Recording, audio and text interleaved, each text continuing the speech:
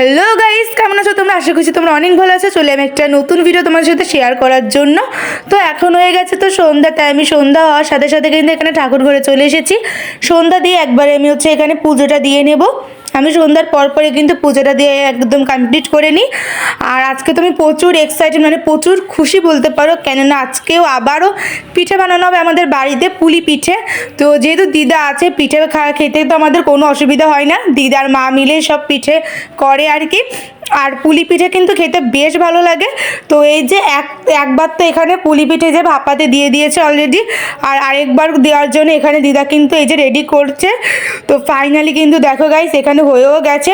তো গরম গরম পুলি পিঠে খেতে কিন্তু দারুণ লাগে। তো তোমাদের কার কার পুলি পিঠে খেতে পছন্দ সেটা কিন্তু আমার অবশ্যই কমেন্ট বক্সে জানিও। আর খেতেও তো দুর্দান্ত হয়েছিল, অনেক মজা হয়েছিল।